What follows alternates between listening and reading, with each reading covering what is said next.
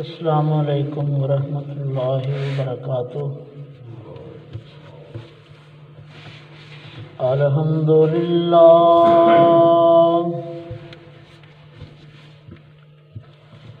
الحمدللہ نحمدہ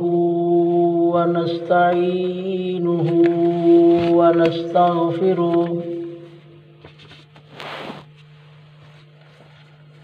ونؤمن به ونتوکل علیہ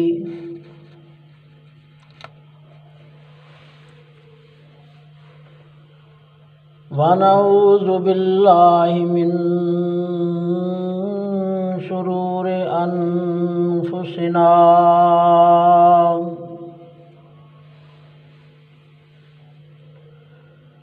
ومن سیئات اعمالنا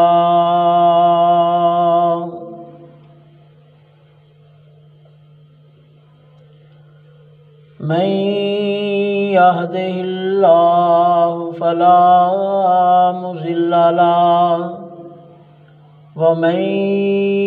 يضلله فلا هادي له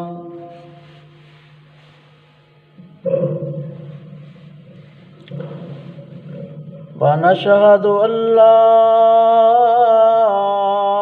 إله إلا الله وحده لا شريك له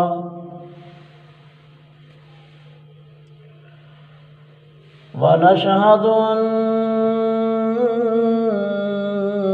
محمدًا عبده ورسوله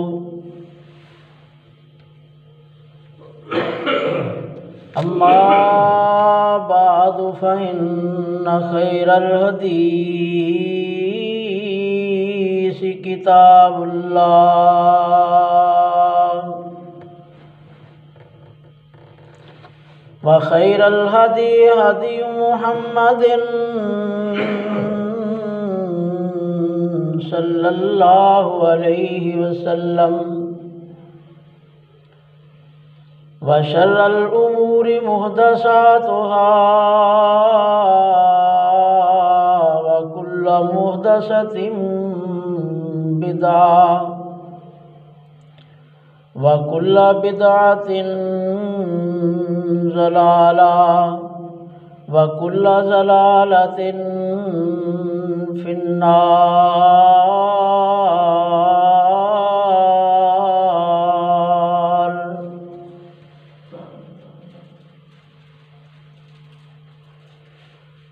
إن الله وملائكته يصلون على النبي يا أيها الذين آمنوا صلوا عليه وسلموا تسليما۔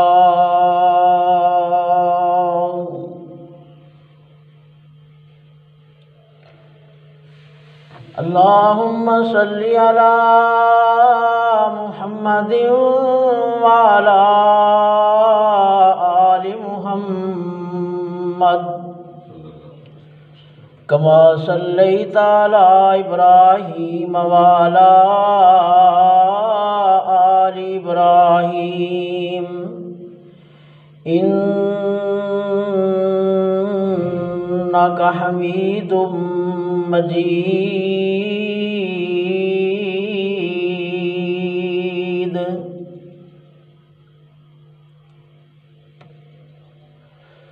اللهم بارك على محمد وعلى آل محمد كما باركت على إبراهيم وعلى آل إبراهيم إنك حميد مجيد۔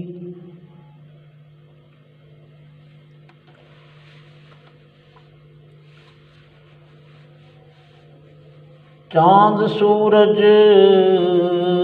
اور تارے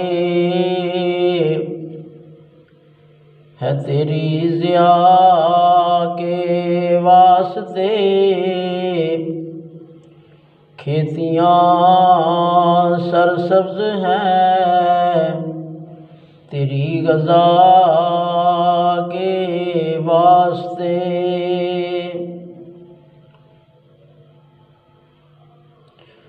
جانور پیدا کیے ہے تیری وفا کے واسطے، سارا جہاں تیرے لیے اور تو خدا کے واسطے۔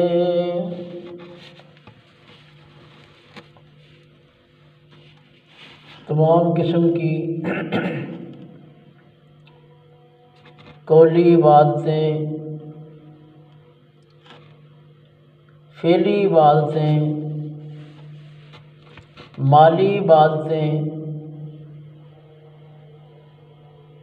للہ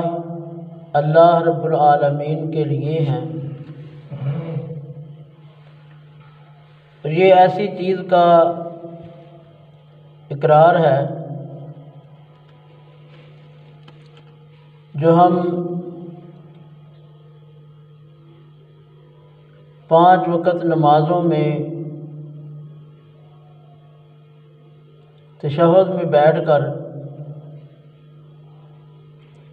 اللہ رب العالمین سے کرتے ہیں۔ التحیات للہ والصلوات والطیبات،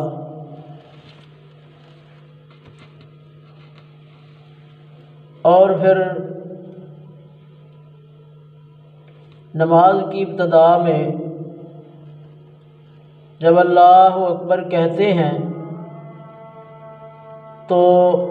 اللہ رب العالمین کی بڑائی بیان کرتے ہیں۔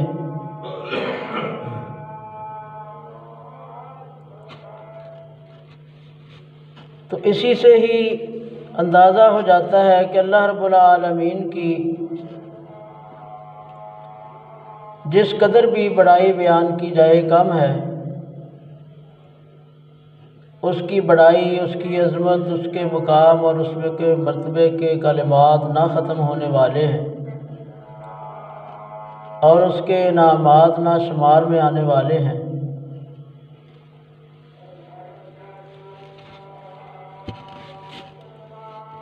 کہ صلاۃ و سلام نبی رحمت صلی اللہ علیہ وآلہ وسلم کی ذات اقدس پر،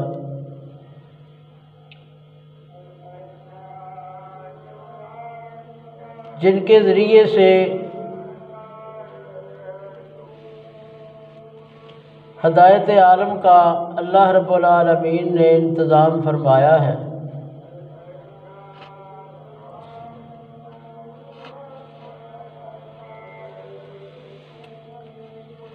اور جن کی ہدایت ہی اصل ہدایت ہے،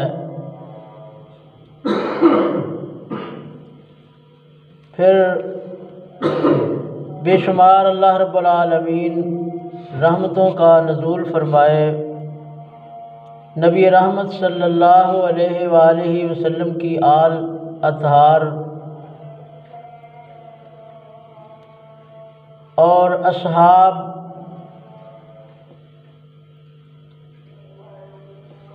جو کلہم عدول، سب کے سب جو ہیں اللہ رب العالمین کے برگزیدہ ہیں۔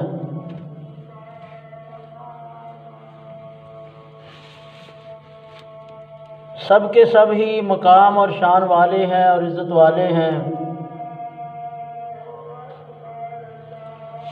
پھر درجہ بدرجہ محدثین، فقہاء، ائمہ دین، علماء، اساتذہ، والدین، اللہ رب العالمین سب کی مغفرت فرمائے، اور ہم سب پر بھی اللہ رب العالمین خاص رحمتیں فرمائے۔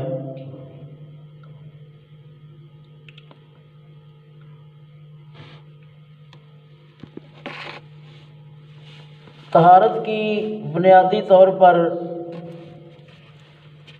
دو اقسام، دو قسمیں بتائی تھی کہ ایک ظاہری طہارت جسے بدنی طہارت، جسمانی طہارت کہتے ہیں، اور دوسری قسم باطنی طہارت، روحانی طہارت، اخلاقی طہارت، اور اس کے اس طرح کے جتنے بھی نام رکھ لیں وہ قریباً سب کو شامل ہو جاتی ہے۔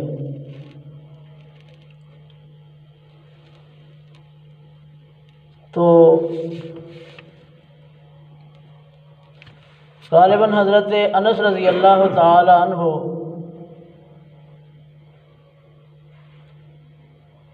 سے روایت ہے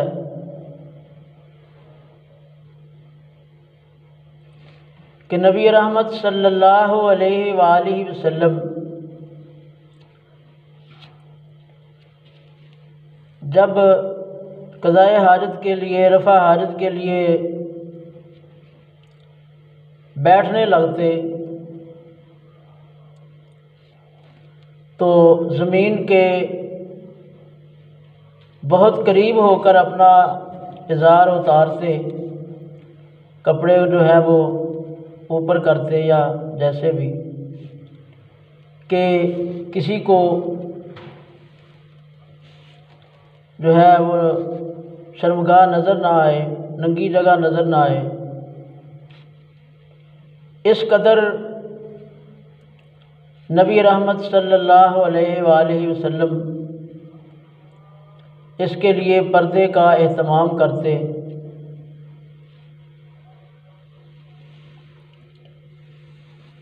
اور پھر حضرت جابر رضی اللہ تعالی عنہ وہ بھی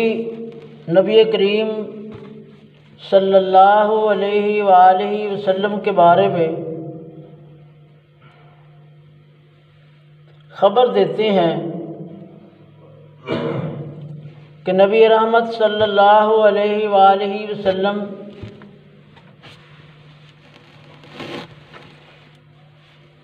یعنی بستی سے،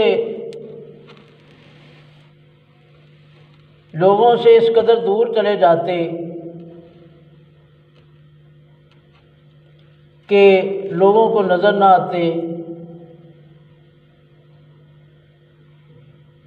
تو اتنا زیادہ رفع حاجت کے لیے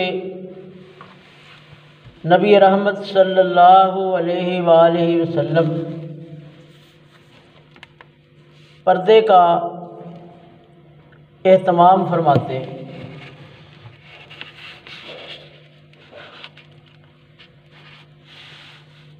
تو اس سلسلے میں یہ جو قرآن و حدیث کی طرف سے ہمیں رہنمائیاں ملی ہیں،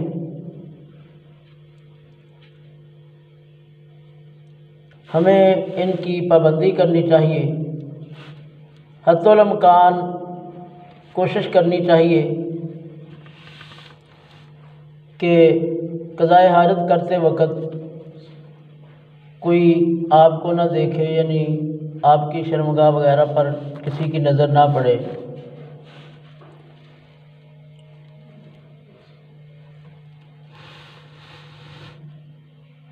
پھر اس کے بعد باتھ روم کے آداب میں سے حضرت انس رضی اللہ تعالی عنہ سے نبی رحمت صلی اللہ علیہ وآلہ وسلم کی یہ تعلیم منقول ہے، منسوب ہے کہ نبی رحمت صلی اللہ علیہ وآلہ وسلم جب قضاء حاجت کے لیے تشریف لے جاتے تو آپ ایک دعا جو ہے وہ دعا کے کلمات ہیں، تھوڑی چھوٹی سی دعا ہے وہ آپ پڑھتے اللہم انی اعوذ بک من الخبث والخبائث،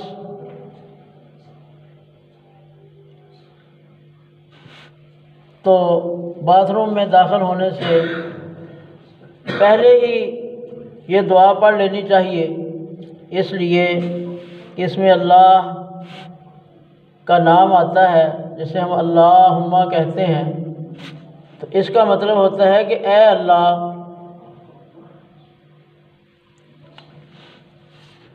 تو اس میں توحید کی تعلیم بھی ہے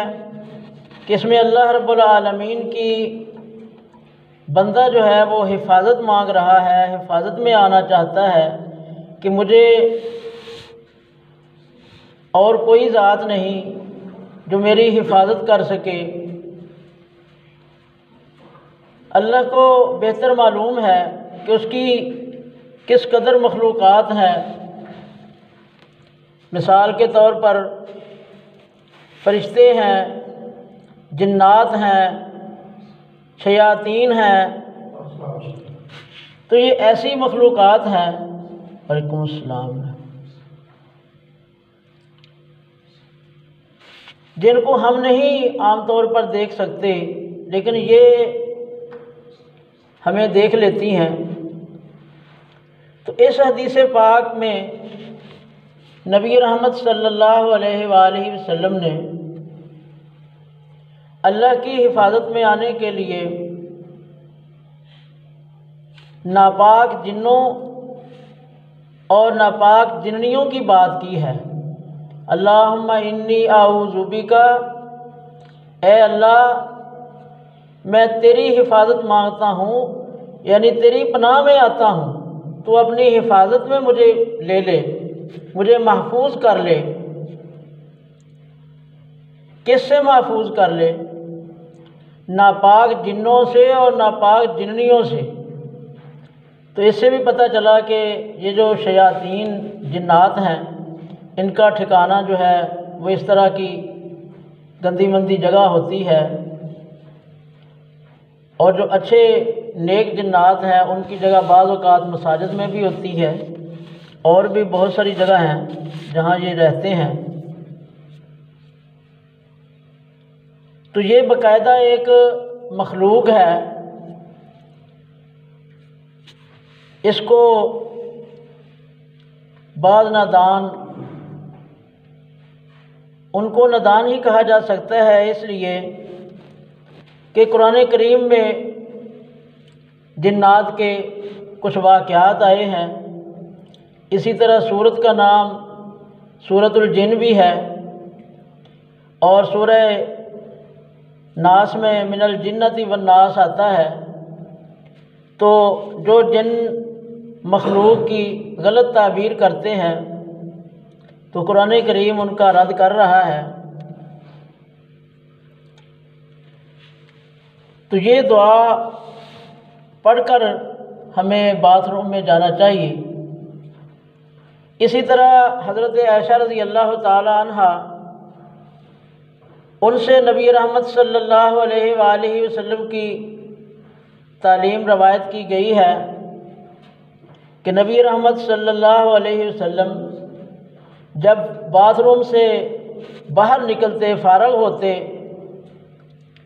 یا اس جگہ سے واپس آتے تو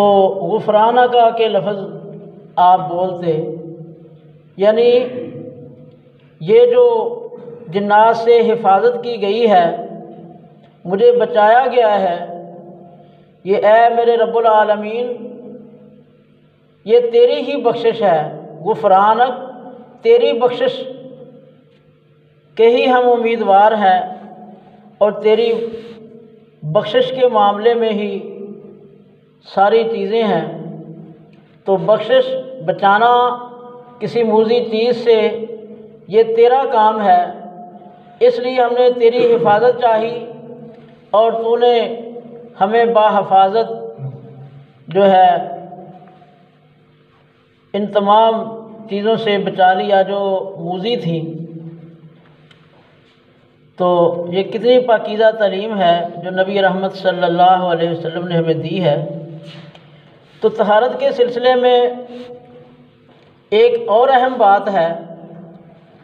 وہ یہ ہے کہ طہارت کے لیے، استنجے کے لیے الگ برتن ہونا چاہیے، جس طرح ہمارے باتھ روم میں الگ لوٹا وغیرہ ہوتا ہے، الگ ٹوٹی لگی ہوتی ہے۔ تو اسی کی تعلیم نبی رحمت صلی اللہ علیہ وسلم سے ملتی ہے کہ طہارت کے لیے علیحدہ برتن ہو اور وضو کے لیے علیحدہ برتن ہو، سوائے اس کے کوئی ایسی جگہ، کوئی ایسی مجبوری انسان ہے، جب تک اس وقت تک اس کے ساتھ ہزاروں مسائل جو ہیں وہ چمٹے ہوئے ہیں، جن سے یہ ماورا نہیں ہو سکتا، بچ نہیں سکتا، تو بہت سی جائز چیزیں ہوتی ہیں، جائز صورتیں ہوتی ہیں جو مجبوریوں کی وجہ سے ناجائز ہو جاتی ہیں، اور بہت سی ایسی چیزیں ہیں جو ناجائز ہوتی ہیں تو مجبوریوں کی وجہ سے جائز ہو جاتی ہیں۔ تو الگ الگ برتن رکھنا طہارت کے لیے اور وضو کے لیے، یہ نبی رحمت صلی اللہ علیہ وآلہ وسلم کی تعلیم ہے۔ اور اسی سے ملی ہوئی ایک اور بات بھی اس ضمن میں ہے، وہ یہ ہے کہ باتھ روم میں جا کر، غسل خانے میں جا کر یا نہاتے وقت باتوں سے بہت گریز کرنا چاہیے۔ کوئی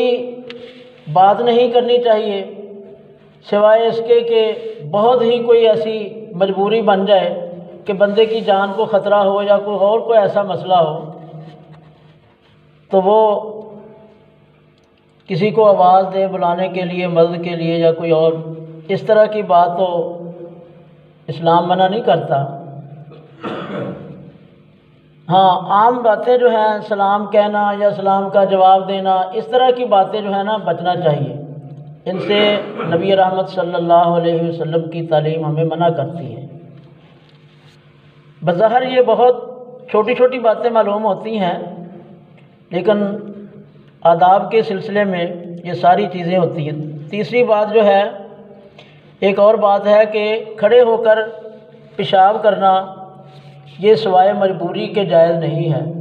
بیٹھ کر پیشاب کرنے کی ہدایات کی گئی ہیں نبی رحمت صلی اللہ علیہ وآلہ وسلم سے۔ جو ایک آدھ بار یا زندگی میں 2-3 بار کھڑے ہو کر پیشاب کرنے کے جو مواقع ملے ہیں، وہ کچھ مجبوریاں تھیں، وہاں کوئی جگہ اچھی نہیں تھی، یا کوئی مرض وغیرہ کا مسئلہ تھا، یا کوئی اس طرح کی کوئی باتیں تھیں جس کی وجہ سے کھڑے ہو کر مجبوری سے پیشاب کرنا پڑا، ورنہ نبی رحمت صلی اللہ علیہ وآلہ وسلم کی عام روٹین، عام عادت بیٹھ کر پیشاب کرنے کی تھی۔ اسی سلسلے میں ایک اور بات ہے، بیان کر کے بات کو ختم کرتا ہوں، ٹائم بھی ہو گیا ہے۔ وہ یہ ہے کہ جب بچہ دودھ پیتا ہو، 2 سال کا ہو، 2 سال سے کم عمر ہو بچہ، اس کے پیشاب کی جگہ پر، کیونکہ وہ دودھ پیتا بچہ ہوتا ہے، تو اس کو صاف کرنے کے لیے بعض اوقات چھینٹے مار دینا ہی کافی ہو جاتے ہیں، اس کے کپڑوں پر، اس کے جسم پر وغیرہ، جبکہ اس کے مقابلے میں جب بچی پیشاب کرتی ہے، 2 سال کی دودھ پیتی بچی، تو اس کو اچھی طرح دھونا، اس کو اچھی طرح صاف کرنا پانی سے، اس کی تعلیم نبی رحمت صلی اللہ علیہ وسلم سے منقول ہے، منسوب ہے۔ تو یہ اسلام کی کھلی ہوئی حقیقتیں اور واضح مسائل ہیں جن کا ہم سب احباب کو علم ہونا چاہیے۔ دعا ہے کہ اللہ پاک ہمیں عمل کرنے کی توفیق عطا فرمائے اور دین کو سیکھنے اور آگے سکھانے کی توفیق